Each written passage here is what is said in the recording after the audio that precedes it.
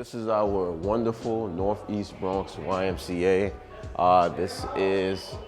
It's been here for a year and a half. Yes, since September 2021, right? Yeah. September 9th was the first day we opened it? 6. Oh, close. So September 6th, and what we really wanted to do is, growing up in the Bronx, there's always like a negative stigma of how the Bronx looks. The Bronx is burning. For so many years, people thought the Bronx was burning. People don't really look at the Bronx as having anything dope or nice. So one thing that really resonated to me, when I left here and I went to school in Long Island, I always respected the fact that it was clean, it was a new environment, but sometimes you gotta take the kid outside of the community so they can know there's so much more in the world. But we wanted to do something different. We wanted to bring it in the community so they know that they can respect and appreciate the community as well. So the YMCA, the Northeast Bronx YMCA gives you like a university type of vibe. You go from building to building, and we're gonna show you some buildings. We have the courts where we play basketball, pickleball, that's what it's called, right? Pickleball, volleyball and other sports, and we have a lot of senior programs in there as well. And then we have the aquatic building that has the swimming pool, the sauna, the steam room that we're gonna check out. So before this beautiful YMCA opened up, this area was just vacant land. It was a part of a school called the Christopher School. So they had pretty much majority of the land. When we took over the space, they still kept their land because the Christopher School is still behind the YMCA, but it was nothing here. So when you were coming by, it was literally boarded off. Nobody could see what is here. So it kind of was like a very displeasing look within the community. Now that this is here, you see it has a lot of open space. New York City is trying to acquire more open space for people to like just come, fellowship, meet new people, enjoy green space. So this is what we kind of wanted to do here in the YMCA. So before this was here, it was nothing pretty much. How long was the process? The process was very long. So the process started way back in like 2008, 2009, because the process has to start with an idea first. So there was a Northeast Bronx Coalition. So we had a lot of community leaders within the community come together and say, hey, what do we want to bring in this community? My mentor and my old boss, Carl Hasty, who's now the Speaker of the New York State Assembly, he went to the community and said, hey, give me a big ask. Let me know what you want to see in the community. And they said, we want a state-of-the-art community center.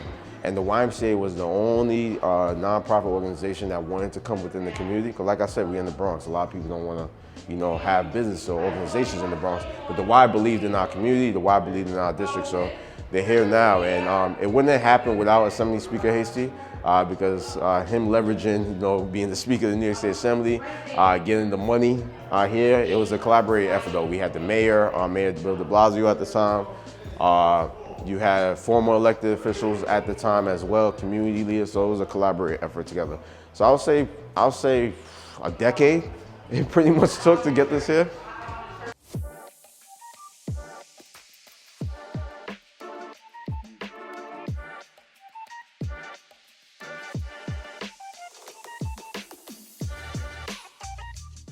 So we're in the auditorium right now.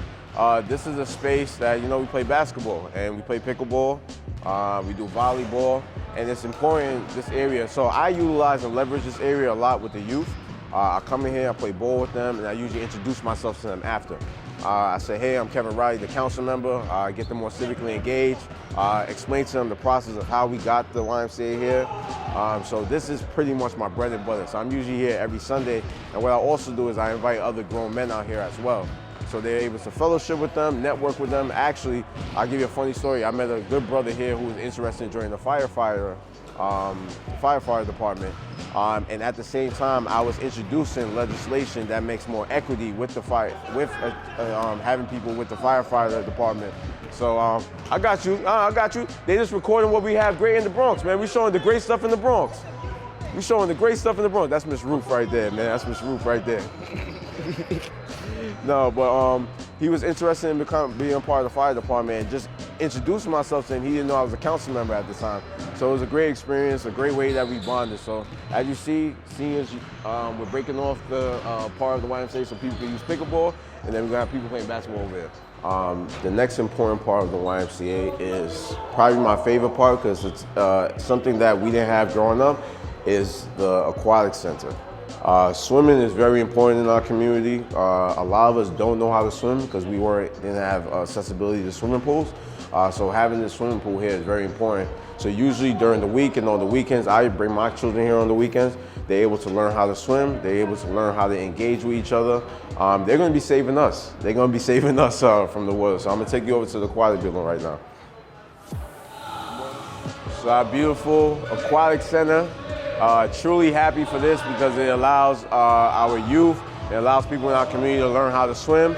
And swimming is a very important technique, especially for seniors, because they get to use a lot of movements that they're not able to do without the swimming pool. So it's very important as well. And also, we have a state-of-the-art sauna and steam room that I am super, super excited about. This is so important because it helps you get a lot of that mucus, that unnecessary, bacteria out of your body from the steam room and sauna. So it's very important that we have that in here as well. But yeah, man, it's our beautiful YMCA. It's a beautiful lap pool. I would jump in right now if I had myself with me, but I don't. But next time y'all catch me, I'll definitely be jumping in. All right?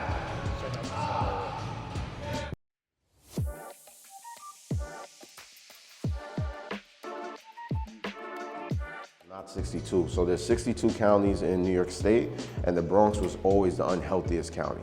So former Borough President Ruben Diaz Jr., he formulated a campaign called Not 62, where he has a hashtag. He has people talking about nutrition, wellness, mental health, and physical fitness. So he'll go in the gym. So I usually go in the gym. I'll do a gym workout, and I put Not 62. But me doing that, I didn't know that I was encouraging other people to work out as well. So sometimes I stopped putting videos up for a while, and people are like, "You're not working out no more?" And I'm like, "Yeah, of course I'm working out." And then they explained to me that how them seeing my workouts make them want to go work out. So we live in a time that people like to see things, visionary. People are visionary people right now, so they want to see as much things as possible. So we want to encourage people to take care of their holistic wellness, especially men. Men, we don't do a great job with our health, and we need to do a better job with our health. So we want to preach a healthy lifestyle, and that's what the YMCA gives you. Spin, it is really intense. Really intense. It's about 35 to 45-minute workout. Not a lot of rest time, but as you can see, it gives you like a party type of feel. They have a great time in here. They usually have music going, and they really get it in. They was actually working out this morning. Not a lot of rest. People were literally crawling out of the room after because it's so intense. But it's a beautiful room. Just the aesthetics in here are beautiful. So yeah.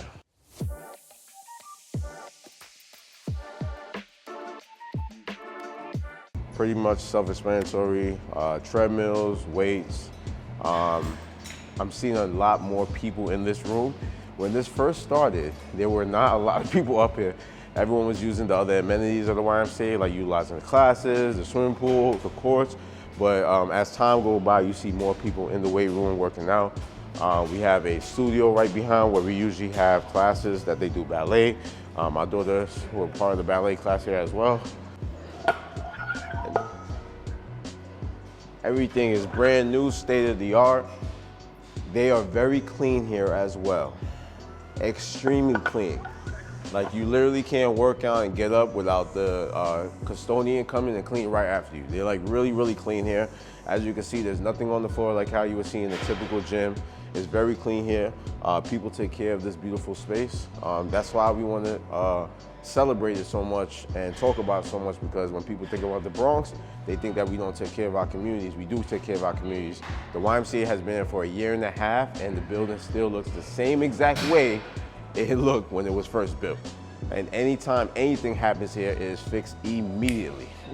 Immediately. And that's how much they care about us in the community. That's why we appreciate them so much.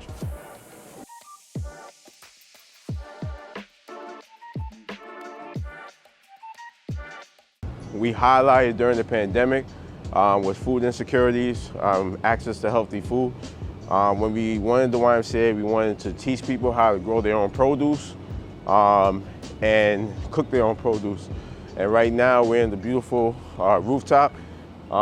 It's winter time, so everything's not really pretty right now. Don't worry about it. But as soon as the winter is over and we're back to, beautiful weather, it's going to be amazing up here.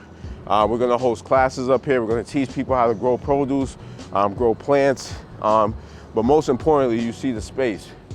You have complete vision of the entire district that I cover. You have Co-op City, which is over there. You got Edenwald, which is over there. You have pretty much the entire community that you could pretty much capture from here. And it's special because what it shows is that this is the safe space for the community. We want to take people in different parts of the community, no matter if you're from Edenwald, White Plains Road, Co-op City, Parkchester, it doesn't matter. We want people to be able to come here and feel safe. There hasn't been any incidents here. This has been a safe haven. We have youth here, we have families here, we have seniors here. And the staff here has been amazing, truly amazing, and have been very welcoming to the community. So this is a very special place and space for the community up here. And we're going to be utilizing it a lot more now that we have our lead certification up here. Then we're going to be teaching people how to grow produce, but where are they going to cook it at? They're going to take it home? No, we're going to teach them how to cook here. Follow me. So we're here. We finally here. We was in the roof and we came down here to the kitchen, state-of-the-art kitchen, teaching families, teens how to properly feed themselves, have more healthy options. Like I stated, we're going to be growing a lot of produce. We have a roof up there. We're working on doing a community garden that's not going to be too far away from the Y. It's literally outside, actually. That we want to grow produce. We want to bring the produce in here, and we want to show the community how to cook and live a more healthy life. There's not a lot of healthy options. Actually, if you leave the YMCA and you go on Boston Road, there's nothing but fast food. There's nothing but car dealerships.